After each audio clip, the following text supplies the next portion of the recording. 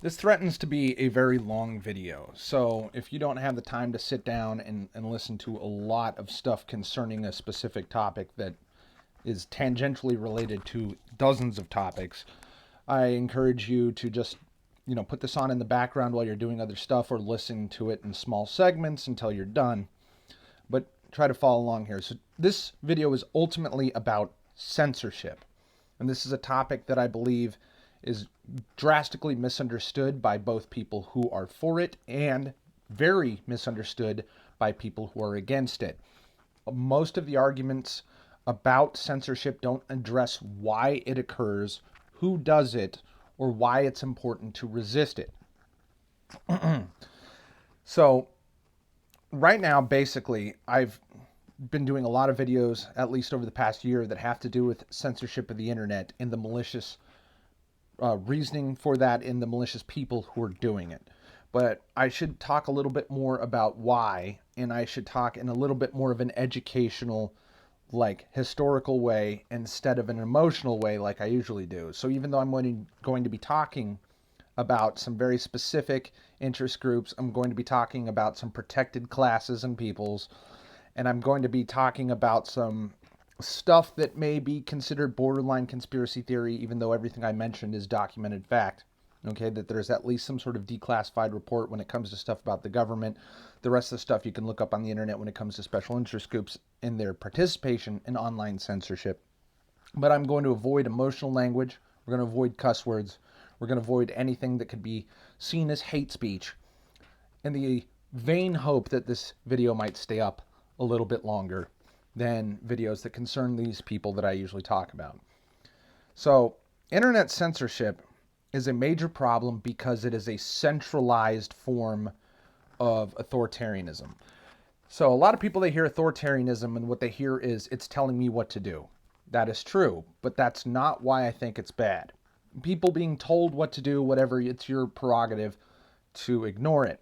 The only way that you can make somebody do what they don't want to do is by using force.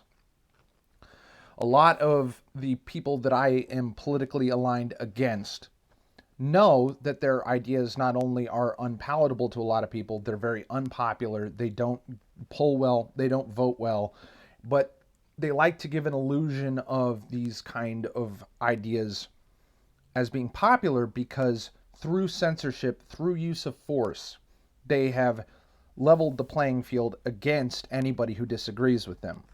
So we're going to get into some of that. First of all, who is censoring the internet?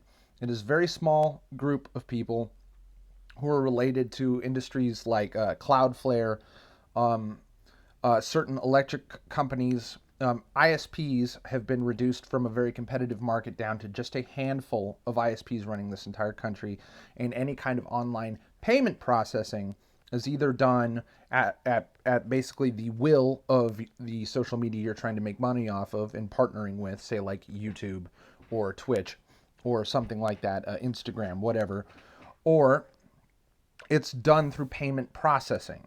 Both of these are targets of censorship. YouTube and all that, heavily censored. Facebook, heavily censored. Twitch, heavily censored. So is Instagram.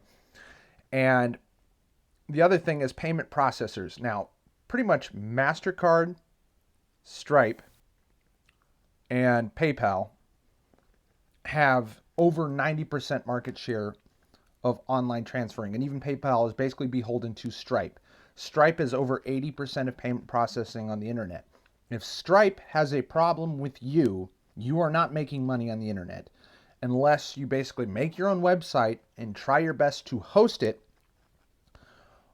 somewhere, often out of the United States and often out of the European Union as well, where maybe your content will be allowed. You may even have to host it on the dark web where it can only be accessible through a Tor browser or a similar browser, right? Because people won't host you. So that's the ISPs. And if you want to make money, you may be forced to only accept cryptocurrency. Because if MasterCard and Stripe won't process your payments, you're not making actual currency from anybody because they won't process your payments. And the other thing is even MasterCard and Stripe aren't always the people who are unilaterally making these decisions, because even though they are a middleman between you and a bank, and that bank is the middleman between your payment processor and whoever you're paying or whoever's paying you. The bank has more control over that system than even MasterCard and Stripe do. And we've reached the era where it's seen as acceptable. There's been no lawsuits going on related to this, which shocks me. But if a bank deplatforms you, as if, say, for example, you've probably heard that some supporters of Donald Trump, some of the January 6th protesters, people from that infamous group, the Proud Boys, and even many of the, if you remember the trucker protests in Canada a year or two ago, many of the people who participated in, not just organized or whatever, but participated in such protests, illegal as they were deplatformed by banks, meaning that they couldn't have bank accounts, they couldn't pay money to or from those accounts. They got shut down. And when you don't have a bank account, you can't really participate in anything other than cash business. So that's a very, very serious, very, very life ruination level of being messed with by a position of power. When a banking entity says you cannot participate in online commerce, which most people would think, how is that even legal? And the thing is, it's not supposed to be, it's just allowed. And nobody seems to be able to sue any of these people. And good luck trying to sue a bank. You're going to need several $1,000,000 just to deal with the fees, because the bank has those kinds of resources to defeat your lawsuit and to stop it from even reaching judgment. If anybody knows anything about what it's like to sue people or to be sued, it's incredibly expensive. Attorneys are very expensive. There's always continuances. There's always further dates. Every single time you so much as speak to a lawyer on the phone, that's what's called a billable hour, which means you have to pay money to participate in any level of process of litigation. Some people, including me, would argue that this is fundamentally unfair, and that only the people who have the best treatment by the law in the government are the people with the most access to money. And that's simply a fact. I would argue the people who have the best access to fighting this kind of, or being exempt from this kind of deplatforming, this kind of censorship, this kind of life ruination attempt, are people with the most political influence. Those people have a power greater than money. Now, normally those things go hand in hand, but not always.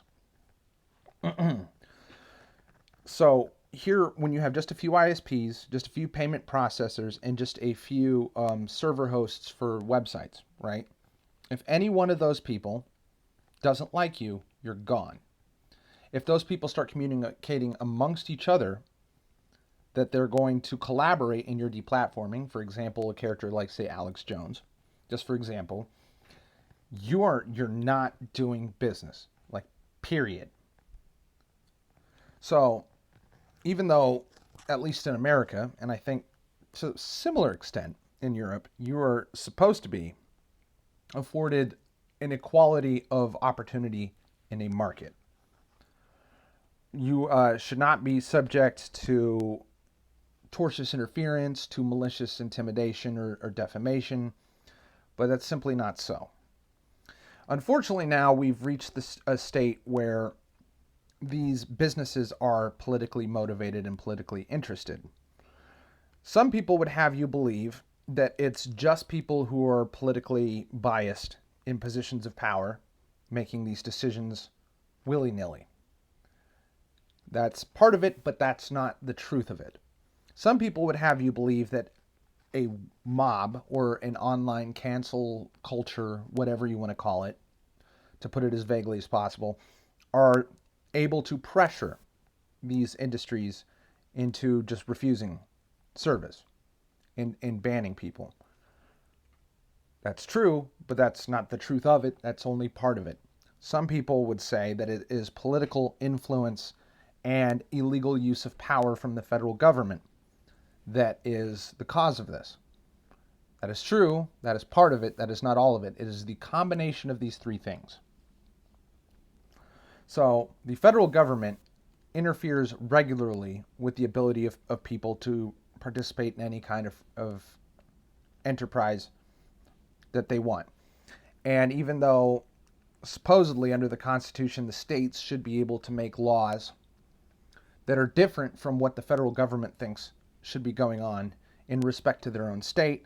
However, there's something called the Supremacy Clause, which means that if the federal government wants to violate your rights according to what the state says your rights are, it can at any moment using a federal law enforcement force. Now, this country was envisioned in that all participation on the federal level of government, typically in terms of warfare about taxation and just upkeep of certain systems, was intended to be very, very small. I can guarantee you that no founding father was at all okay with the concept of a federal police force, but in the last 150 years that we have many of those. We have the FBI, the NSA, we have the Department of Homeland Security, and several other ATF, DEA, Bureau of Alcohol, Tobacco, and Firearms, drug enforcement agencies. And all of these are notorious for going, I don't care what state you're in and what they say is okay. If the federal government says, say, for instance, marijuana is a Schedule I narcotic, and you're in a state that has full recreational legal marijuana, if I decide, for whatever reason, that I'd like to go to your operation, which is legal in your state, bust it, confiscate and or destroy all of your property, seize your business in its entirety, including the land and the actual building, the actual physical property, as well as the product, and try you as a felony drug trafficker and throw you in prison, they can and will do that. They've done it under Bush, they've done it under Obama, they've done it under Trump. And so you can't blame any particular side of the political aisle, and you can't blame any particular, what do you call it? Any particular administration for that. That is just something that is done willy-nilly by unelected bureaucrats who get to decide the law is whatever they say it is. So that's another part of this that I want to stress is another part of this totalitarian control is governmental in nature. It's not free choice. It's not just free association.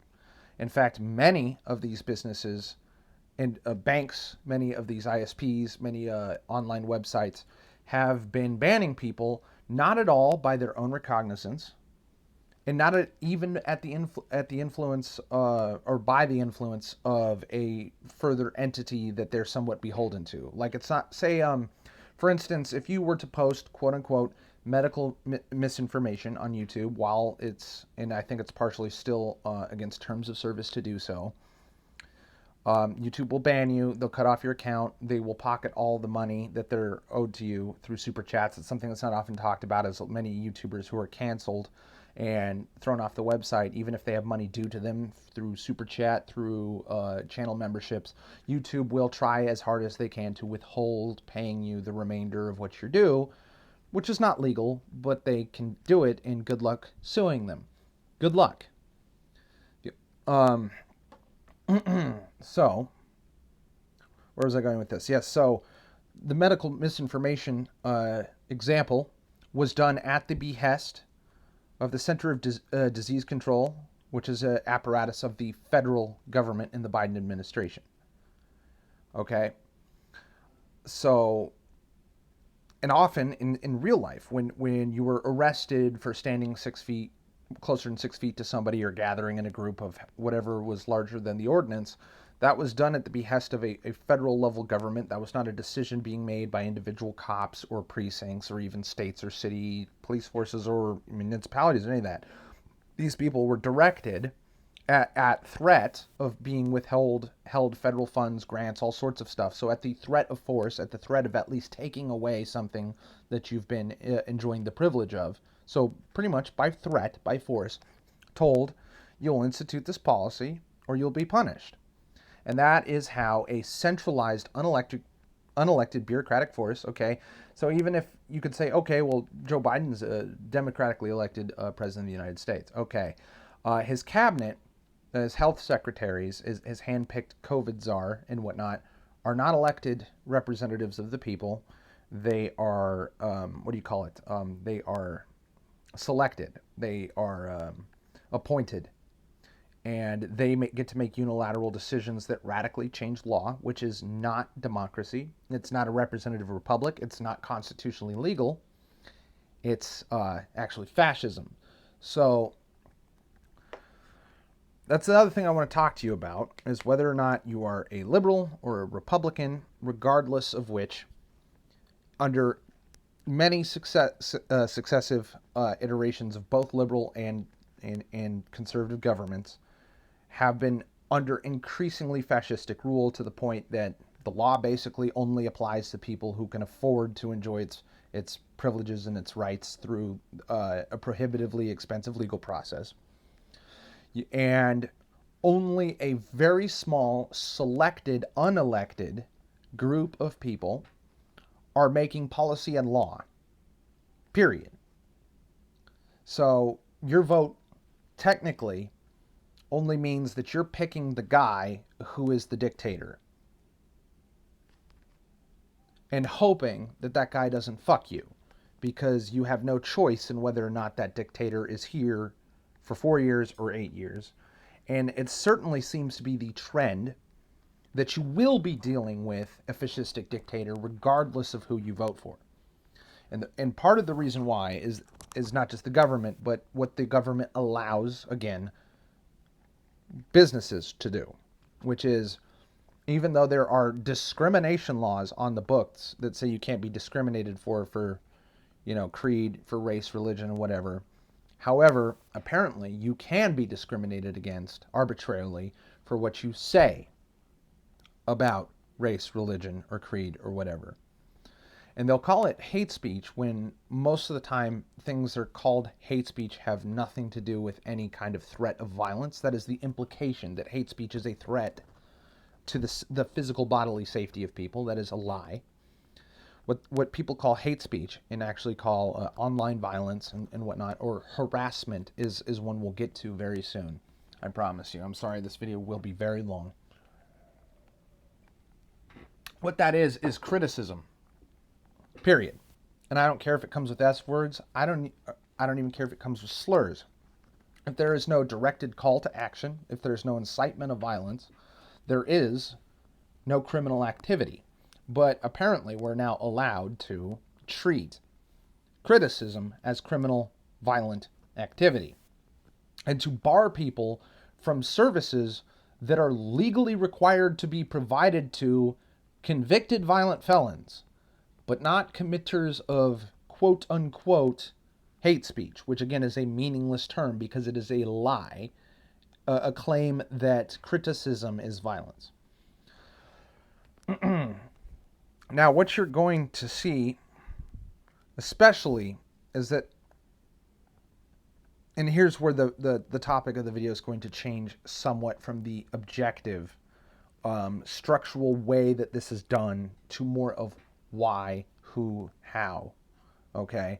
And this is where we're really going to be risking dealing with censorships, and it's a good thing that oftentimes that YouTube's algorithm pays a little bit less attention after the first 15 minutes, but we're still going to try to be as respectful and as objective as possible. We need to talk about protected classes and how they're used to justify censorship and treating people as second-class citizens, to bar them from constitutionally protected rights as enumerated by law, and why apparently the government is allowed to claim they're not violating law by influencing private companies to violate your rights, and then do nothing about the private companies even still violating federal discrimination law by never prosecuting them, because selective prosecution is another method of dictatorial control. So if the government doesn't want to appear to be breaking the law, they will allow a private enterprise to break the law on their behalf, and then not prosecute them. So they just, one hand washes the other. And typically the justification of this is bigotry towards protective groups. I've studied this particular topic at length, and I find it fascinating how there's many umbrella terms about, who the so-called protected groups are, and they're not all treated equally either.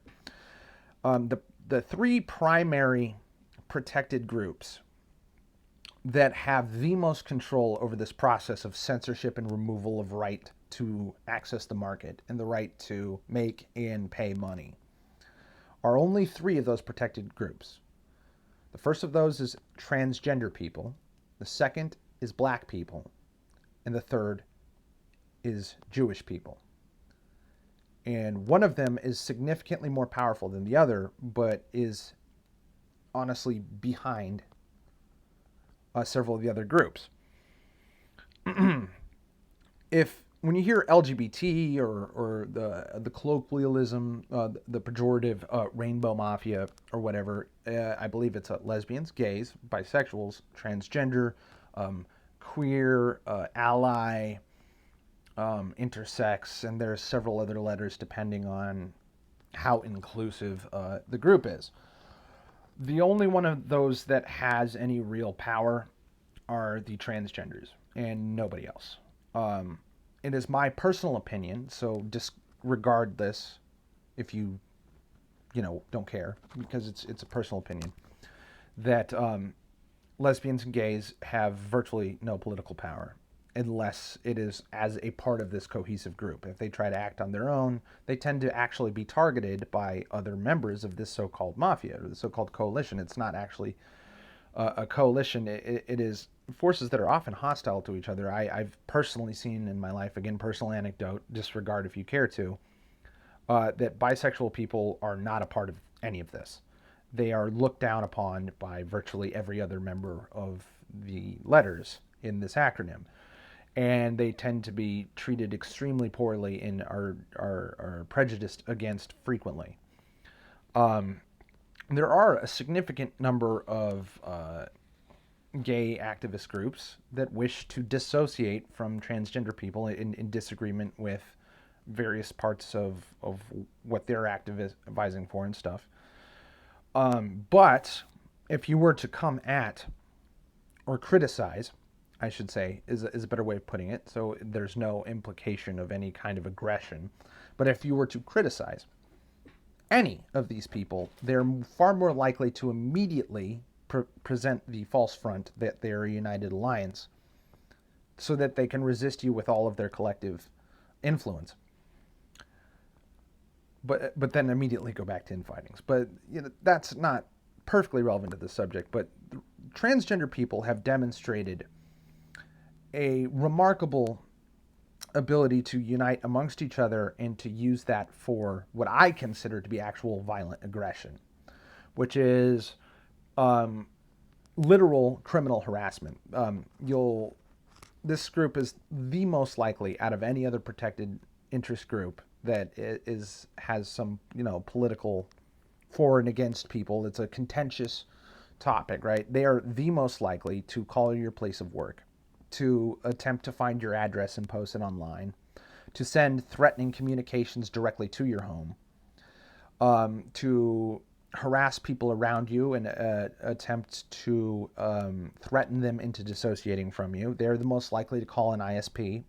They're the most likely to call a congressman. They're most likely to call the SPLC. They're the most likely to call law enforcement on you.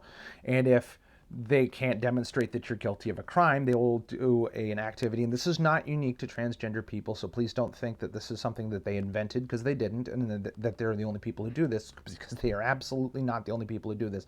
But it's a violent behavior called swatting, which has resulted in the deaths of many people for various reasons of the harassment. But it is to lie to the law enforcement of your area and say that you are a threat to yourself, and an imminent and armed threat to yourself and others, causing the police to have a militaristic response to your home, which puts you in significant danger of being shot and killed. These people do this very often. And that's part of the reason why, I sometimes have heavily myself criticized this group is because they use tactics that are illegal. Now, do they ever suffer any consequences for this? No. Partially because they are anonymous, but also partially because the people who could reveal who they are and hold them accountable to law enforcement and even to civil litigation from their victims have no interest in exposing them. They have no interest, and law enforcement even is not particularly interested in subpoenaing information from ISPs, and the ISPs are not forthwith in giving that information. And ISPs as private company are not subject to Freedom of Information Act requests. Like if you have a problem with what you think is bias or felonious activity, criminal activity, or violation of your rights, or attempted harm and threatening behavior, or actual physical harm done by law enforcement, you have the right to subpoena them, and you have the right to know who they are so that you can serve them with litigation and you can go through all their records and discovery. ISPs are not subject to this. Even though they act on behalf of the federal government, they provide a utility that is vital to the function of this country as, say, roads or any other thing the government is actually openly involved in. They are not subject to scrutiny. They are only subject to what they want to do, what they are pressured by politicians to do, and then pressured by special interest groups to do. The next group is black people. Black people are a major voting bloc. A Democrat in many, many, many states, in many, many cities and municipalities and districts and whatnot of the United States of America cannot win an election without the support of most of, if not all of, the black community. And we'll talk somewhat at the end of this video about the nature of like what's actually the political zeitgeist of this country and why I expect certain refutations to this video. If it is covered by people who disagree with me, we'll try to say that more people agree with them than me, and I'll demonstrate how that's not true. But we'll get there. But black people are and have been put front and center as the focal point of a lot of recent political shifts and attempts to change the way things are done. And they are also, first and foremost, at the front of, if you've heard of ESG, there are certain extremely influential trusts in this country that seem to be completely, and in Europe, that are completely immune to being trust busted, immune to antitrust legislation, that have an incredible amount of wealth. They're worth tens of trillions of dollars. BlackRock and Vanguard are chief among them. And the reason why I can just name just those two companies and say that they are indeed a criminal conspiracy to dramatically cut down the rights of people, including the right to internet anonymity and the right to the internet marketplace and the right to not be treated differently than other people, singled out for harassment, deplatformed, etc. All the various parts of cancel culture, which is it's a very vacuous whatever term that people like to think means any one thing when it means dozens of vicious and often criminal and often at the very least harassment type behavior. The term I prefer is life ruination. The cancel culture is the attempt to ruin a person's life under the auspices of they deserve it for some particular reason.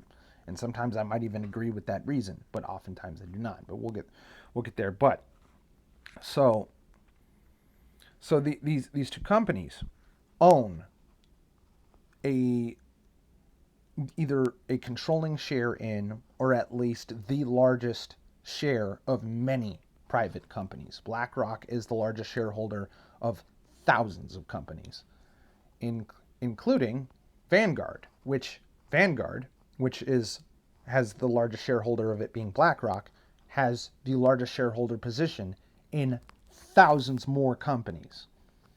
And if they say, and here's what's really been going down, because it's not just a matter of what they say goes.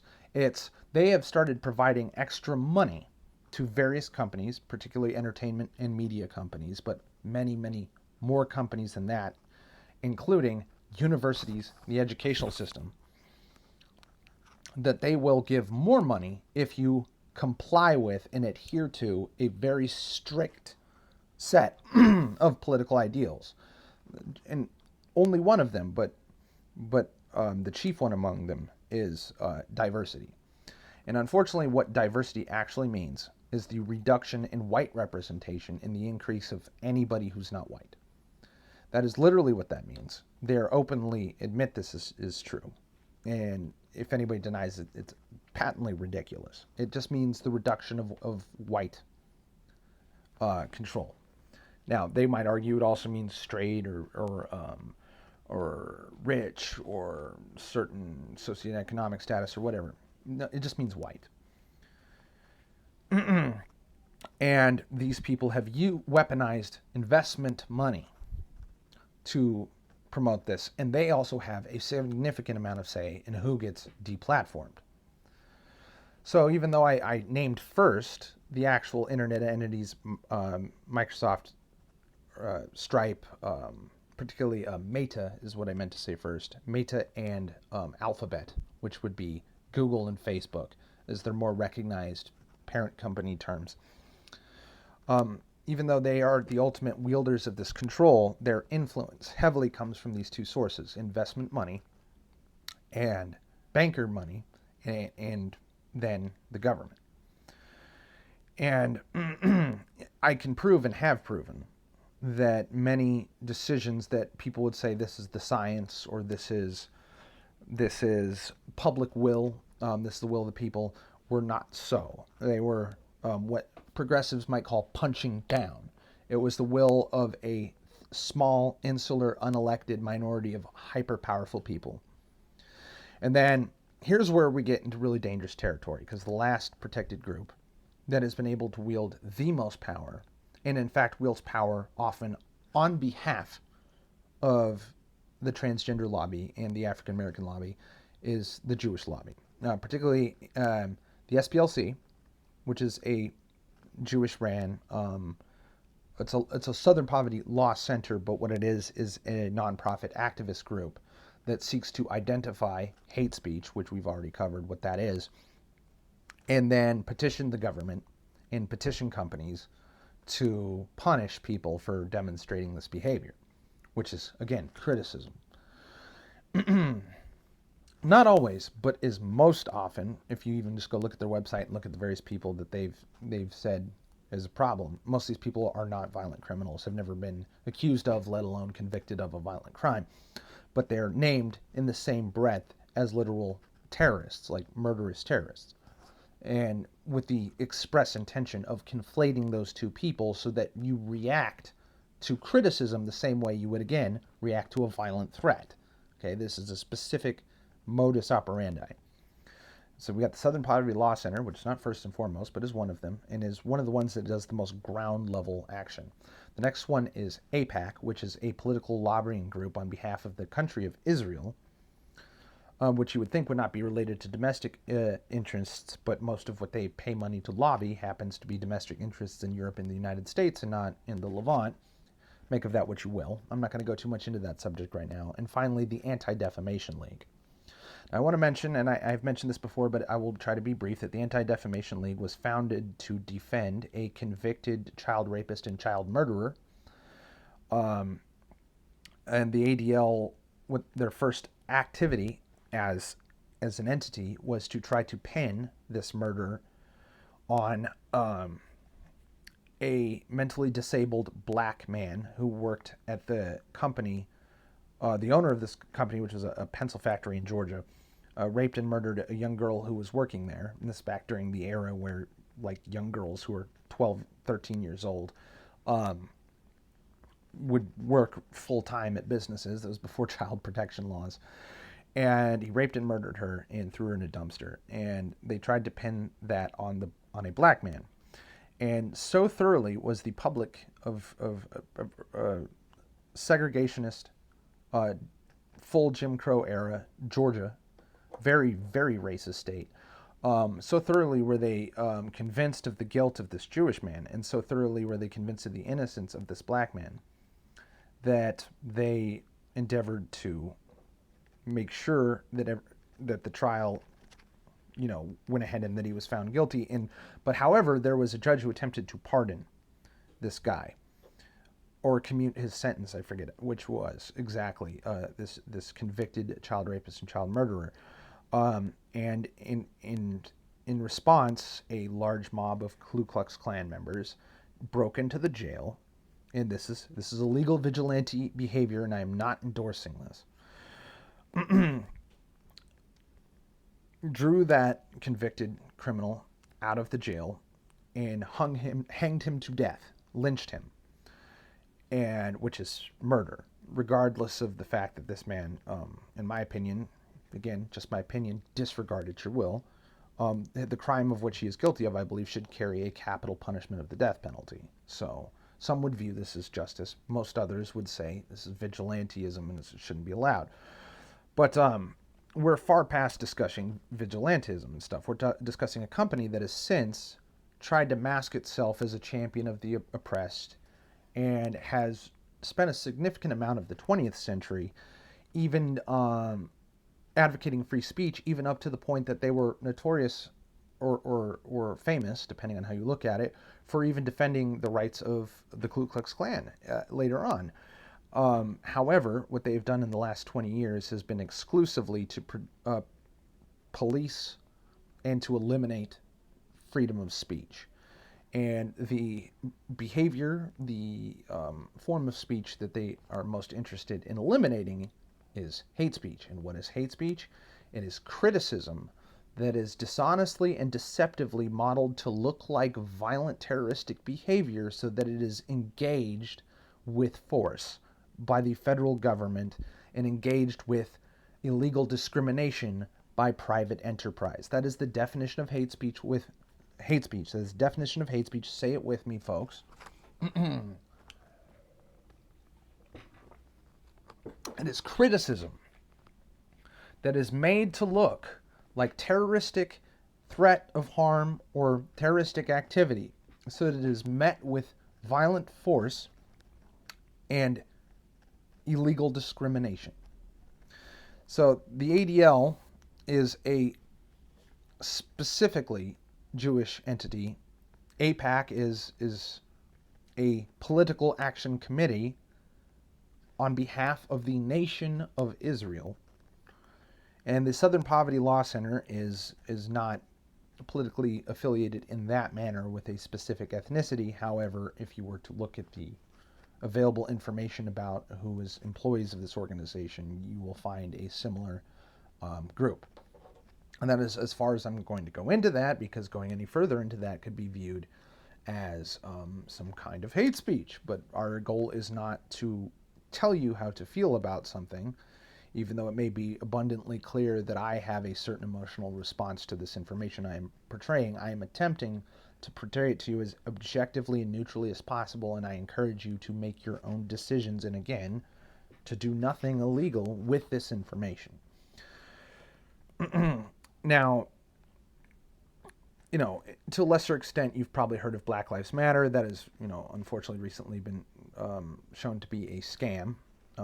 That little to no money of the almost $3 billion that was donated to this nonprofit, and I have much to say about the nature of nonprofit charities in general, as most of them are scams, that most of them pay less than 5% of their incoming donated money to anybody, but all of that money coming in is tax deductible, so it's a scam. It's people avoiding paying into the system. And isn't it ironic that, I'll mention this just in brief, if you're, in my opinion, most people who, actually I think I'm going to shift to my final topic, which was the support for this kind of stuff. A lot of people would argue that because America is a generally liberal country, that whatever somebody who's a self-professed liberal says is something we should do is by definition liberal, and therefore is by definition what the majority of this country thinks we should do. That is not true. Most of this country has a position of live and let live, and to not interfere with the activity of a person until it expressly interferes with them. what I've been describing to you when it comes to internet censorship, when it comes to life ruination stuff, when it comes to cancel culture, whatever you'd like to call it, is the deliberate desire to violently interfere with people's lives because they, for whatever reason they claim, deserve it. So it's actually violent vigilantism, the express behavior that hate speech is claimed to be and is not. So therefore it is a lie, it is a projection. And the people who are most vehement about hate speech being a problem in this country are the people most interested in denying you your constitutional rights and therefore aggressing against you in a violent fashion. And indeed using their influence either through money, either through lobbyist influence, or through their control of private enterprise, or most often a combination of all of the above together without exception, is used to circumvent your rights, to violently affect you, and to punish you for having an opinion and having the desire to criticize people who do not hold your opinion or live in a way that is completely out of line with your opinion, which is 100% protected under the First Amendment of the United States Constitution. But we live in a country where the federal government, and including other, and one of the arms of the federal government is the judiciary, who decides to punish people for doing things, and has most people, maybe not most people, let's say that there are certain people who have been arrested and held without bond, without bail, and been held without trial for nearly 3 years due to a protest that occurred a couple of years ago in our nation's capital. All of which is illegal as shit, okay? Because regardless of whether or not you think they did something that is a criminal behavior, just the fact that they are held in solitary confinement is a violation of their constitutional right to be not subject to cruel and unusual punishment. And you also have another right called the right to a speedy and fair trial. These are enumerated in the Constitution. They're both being violated by these people.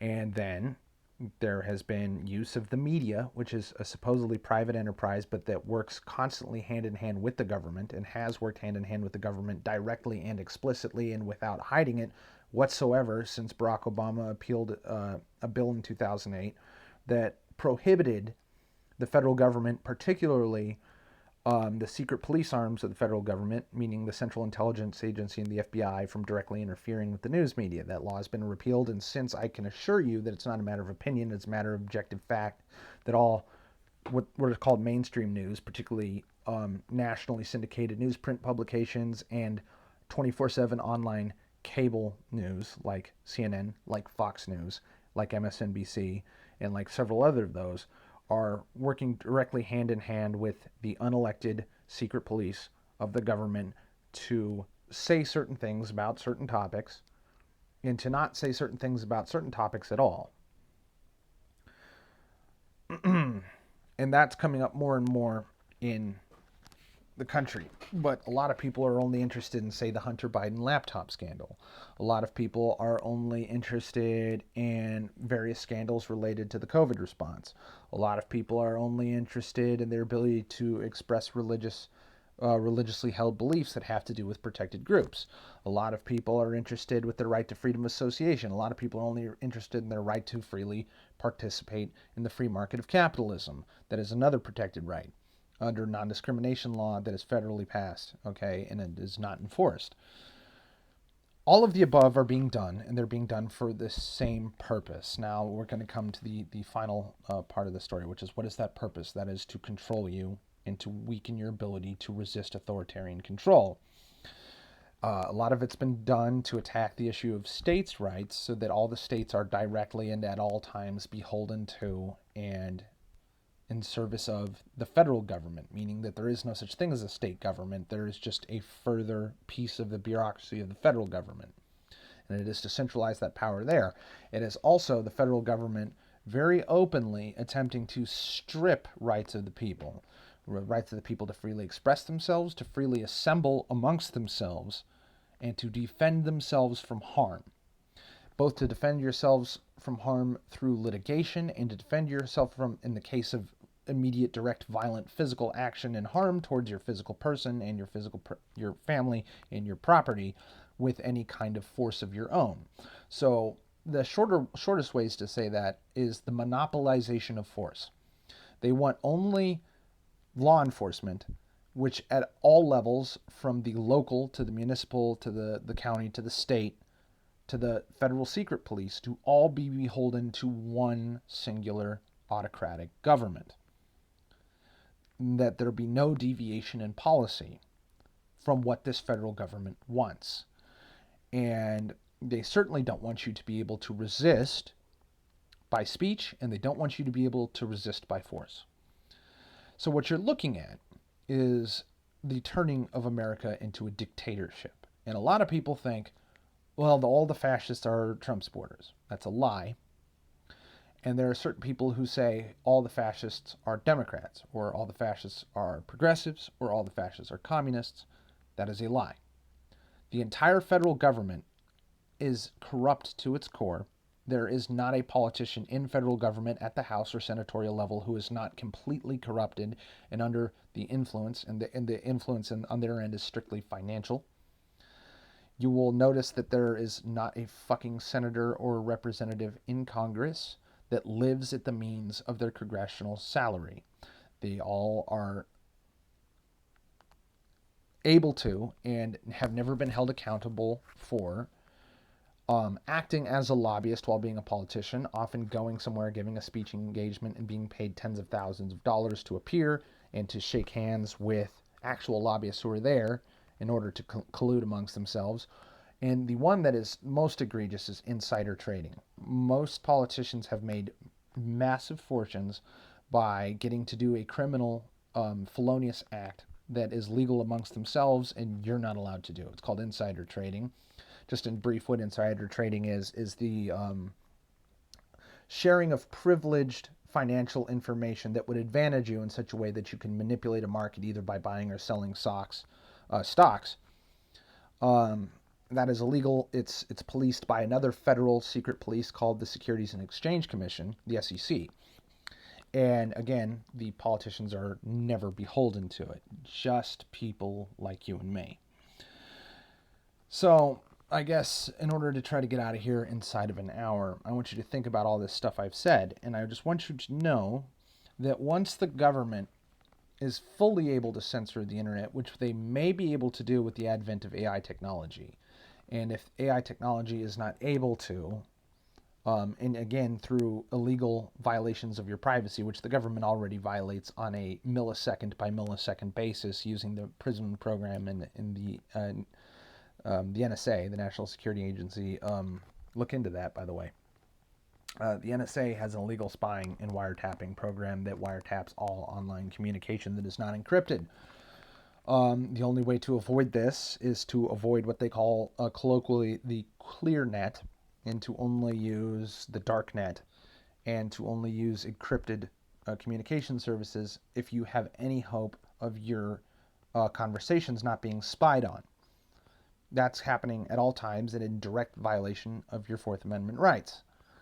So most of what, if you're new to my channel, you need to know is this channel is all about how government and special interest groups deliberately violate your rights and have destroyed this country and turned it into a dictatorship of hostile control. A lot of people, when they hear autocratic, they think of death squads or they think of concentration camps, and we could very well get there. And the way you get there is by disarming the public and removing the public's ability to freely assemble, and removing the public's ability to freely express their opinions, which the government has already done, which private enterprise has already colluded with the government in doing. And you do not have that ability anymore. If you think you do, it's only because the stuff you like to say hasn't come under fire yet. But it can at any time, because if you look at any autocratic regime in the past, once they destroyed all their obvious enemies, they started looking at enemies from within and doing what's called purges, which is at any point, if they think that they have a rival within their own organization with their own stronghold of power that could possibly topple their personal power, they begin to kill each other or imprison each other.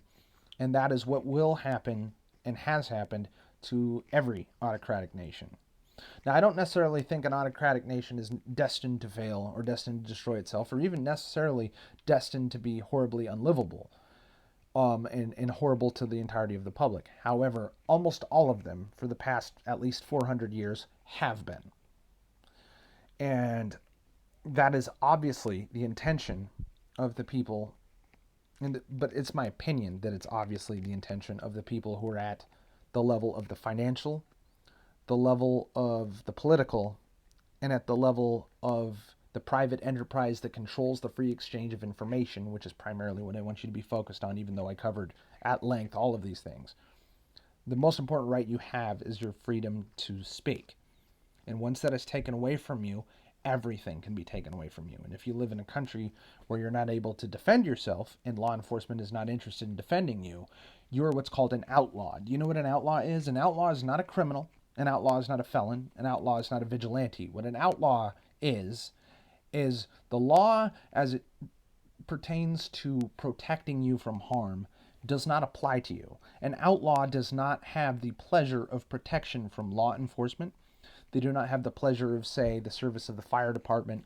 They have no rights. If you're an outlaw, you are basically, for all intents and purposes, an enemy combatant of the entirety of the United States, both its government and its public. And we've already seen very clearly, over the past 2 years at the very least, that there are many people in this country who are basically outlaws. And if you become one, you are in grave danger. There are threats to your life everywhere around you because there's no shortage of people, regardless of what your political position is, and regardless of the political position of people who don't like you.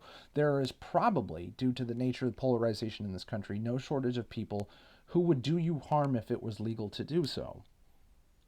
And indeed, we're seeing it now, at least from the highest levels of power, which is where this starts. At the highest level of power, there are violations of your rights and harm being done to you from the President of the United States, from the Congress of this United States, and from the secret police that is only beholden to the executive branches and legislative branches of this country, which are the FBI, the CIA, DEA, ATF, SEC, all of the above. So that's what I want to finish with, is just to let you know, and this may be considered alarmist speech, but I assure you it's not an incitement to anything. I just want to stress to everybody, right, left, regardless of your sexual orientation, your creed, or your race, you are in grave danger because once the law doesn't exist in a country, and once everybody can do whatever they want, and up to what they're able to do, and the federal government is able to do anything and to punish or not punish anybody they so choose. If the law doesn't exist, we are all outlaws, and we are all fair game, and we are all in grave danger of all kinds of harm, of life ruination, and even death. And that is a very serious thing that should concern everybody. And I think, regardless of my own personal bias and my own personal animosity towards certain people who are at odds with my worldview and my political views, this is such a universally important thing. This is a 100% ubiquitous, vital thing to everyone. It is the most tactically advantageous you have for whatever idea you would like to put out into the world and whatever you would like to participate in. That if it is taken away from you, it can be taken away from anybody and will be taken away at completely arbitrary will of some very bad people, okay, and power corrupts. So it is not my intention, whether it's black people, Jewish people, transgender people, or any other protected group I may have mentioned directly or inferred, perhaps implicitly. It is not my intention to commit any hate speech towards them with this video. It's to beseech them to think about this issue critically, because it is vital to their well-being and the advancement of their purposes as well as my own. Thanks for watching.